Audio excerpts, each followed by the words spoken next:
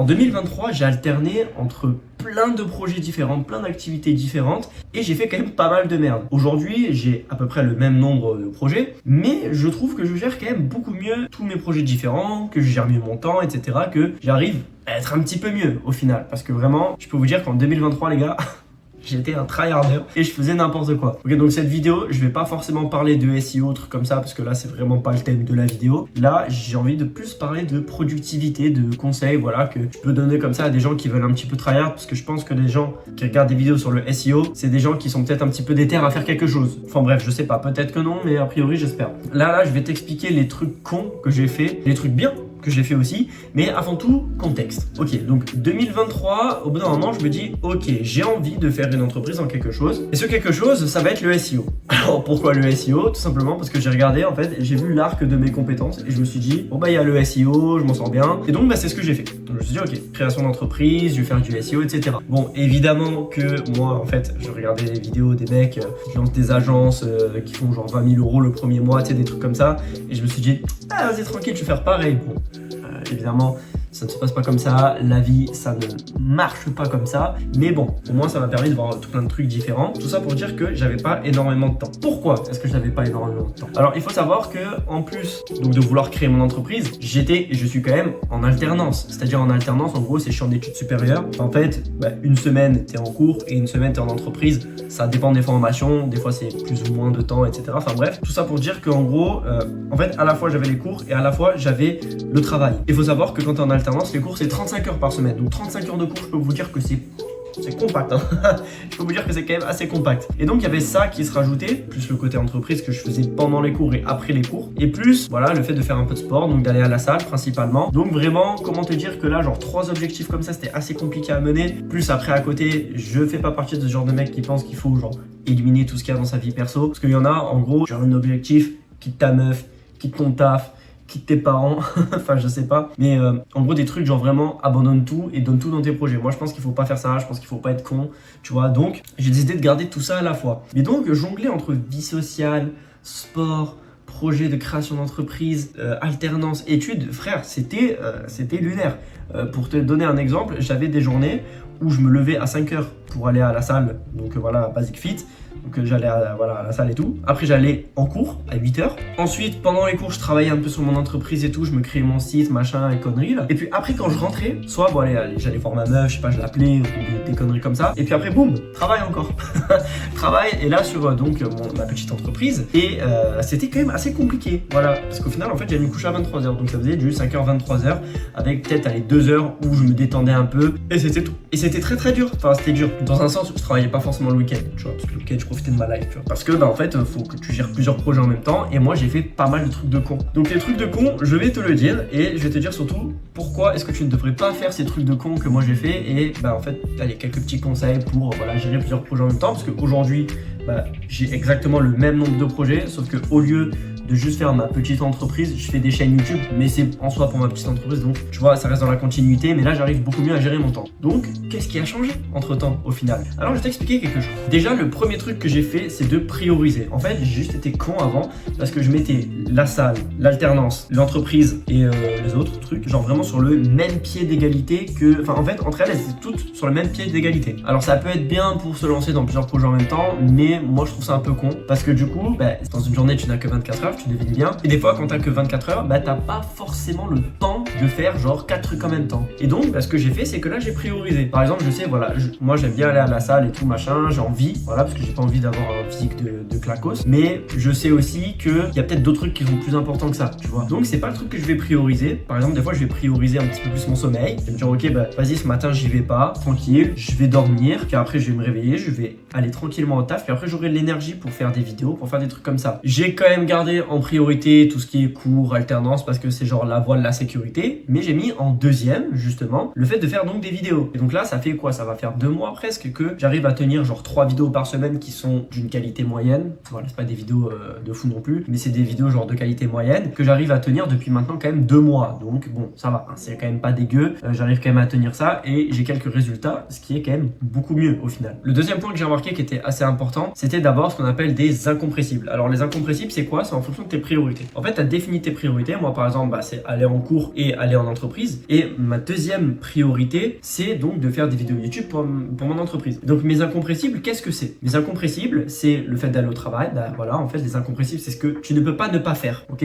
Genre, peu importe ce qui se passe dans ta vie, tu peux pas dire ah non, ça je le fais pas. Donc, par exemple, tu peux pas dire ah non, je vais pas au taf parce que sinon c'est abandon de poste et tu t'es viré, tu vois. Et pareil, du coup, pour les vidéos, je me pose, il n'y a pas un moment où je fais pas une vidéo. Si jamais je sais que je vais avoir un imprévu, je vais essayer de prévoir une vidéo supplémentaire, même quitte à faire une vidéo rapidement, mais en faire une quand même parce que il faut pas sauter ça. C'est les incompressibles. Donc les incompressibles, c'est vraiment genre tu ne loupes pas ton truc. Alors là, vous allez me dire oui, mais des fois, tu es obligé de louper quelque chose parce que t'as pas forcément tout le temps. Le but d'un incompressible, c'est justement de pas le louper. Mais évidemment, je suis pas con. S'il y a ta grand-mère qui décède, bah oui, tu vas peut-être pas faire une vidéo. Enfin, tu vois, c'est logique. Mais le but d'un incompressible, c'est justement en fait d'avoir cette volonté de ne pas le faire en fait. Et si jamais ça arrive qu'à un moment tu peux pas le faire, bah c'est pas grave. Mais disons que genre 90% de l'année tu l'auras fait parce que c'est ton incompressible, et les 10 autres % de l'année bah tu les auras pas fait parce que vraiment il y avait un truc genre tu pouvais rien y faire, tu vois. Mais si t'avais pas considéré ça comme un incompressible, bah des fois peut-être que allez quoi, tu l'aurais fait 60% du temps. Donc en fait t'as économisé 20%, tu vois. Bon bref, c'est vraiment des conneries, là c'est de la broscience que je raconte, mais ayez des incompressibles, c'est quand même assez important, puis surtout ça vous donne une certaine discipline. Donc voilà, faites vos tâches en fonction de vos priorités de manière régulière et surtout pour avoir des incompressibles. Donc là je viens d'évoquer le mot discipline. Le fameux mot discipline, c'est un mot qui est surutilisé n'importe comment. Il y a des gens qui t'expliquent oui, pour avoir la discipline faut prendre des douches froides, des conneries comme ça. Moi non, moi je pense pas. Je pense que prendre des douches froides, bah tu vas juste avoir froid ou tu vas juste te faire un peu douleur, ok, pourquoi pas.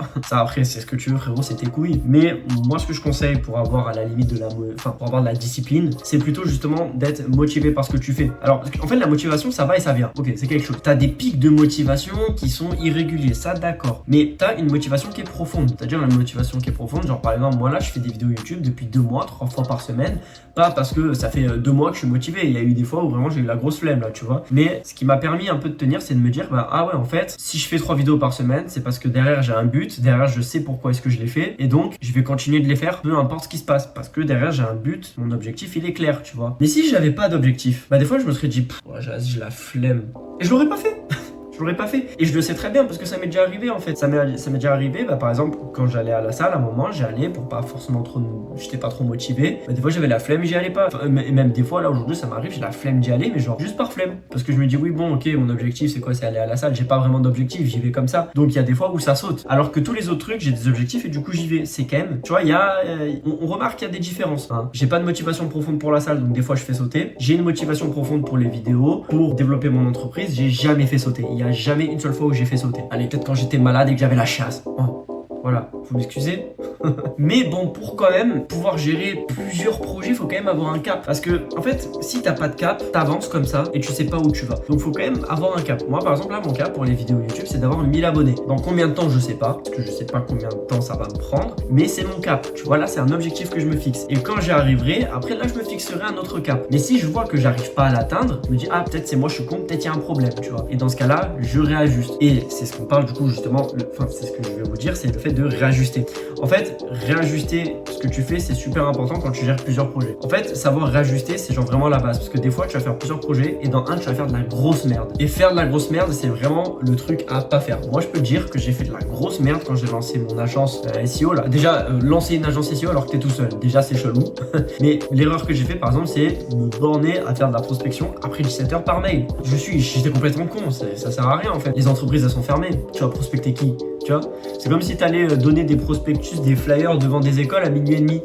Enfin non, t'es un peu con. T'es un peu con, c'est fermé, tu vois. Bah voilà, bah là c'est pareil. Et donc ça, j'ai mis du temps à m'en rendre compte. Genre j'ai mis plusieurs mois. Et donc ça veut dire que j'ai travaillé pendant pas mal de temps dans le vent. Et j'ai vraiment beaucoup taffé sur la prospection. Je peux vous dire que j'ai énormément travaillé dessus. Ça m'a vraiment gavé. D'ailleurs j'ai fait une vidéo, voilà, allez la voir, où je crache sur la prospection. Tel un rageux que je suis. À partir du moment où je me suis rendu compte qu'en fait la prospection c'était pas intéressant, que j'ai réajusté mon cap, que j'ai réajusté mes objectifs. Et ça, pour pouvoir réajuster, il faut être capable de prendre du recul. Prendre du recul, alors bon, c'est facile de dire prendre du recul, mais quand tu gères 3 projets à la fois et que tes journées ressemblent à du 5h, 22h, Bon, le temps de prendre le recul si tu veux, le seul recul que tu sens c'est...